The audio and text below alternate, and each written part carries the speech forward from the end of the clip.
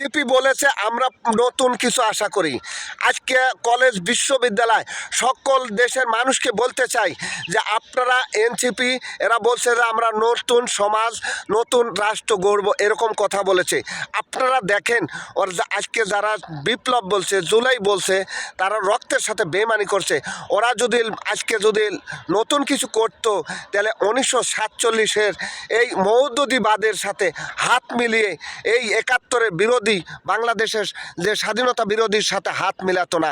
এরা হচ্ছে এদেরকেই জুলাইয়ের নাম বললে আর এনসিপি এদের ওই জামাত শিবিরে সেই 1947-এর সেই দলের সাথে তারা যোগ দিয়েছে। তাহলে আপনারা বলেন এই নতুন এটা কি নতুন দল হলো? এরা হচ্ছে দেশটাকে ধ্বংস করা বা 1947-এর আগে ফিরে যাওয়া, পাকিস্তানে ফিরে যাওয়া সেই দেশটাকে গড়ার জন্যে এই এনসিপি তৈরি হয়েছিল। এই এনসিপি মূলত বিএনপির সাথে আওয়ামী লীগের সাথে একটা ধোঁকাবাজ দিয়ে এই দেশটা ধ্বংস করার পায়তারা করেছে।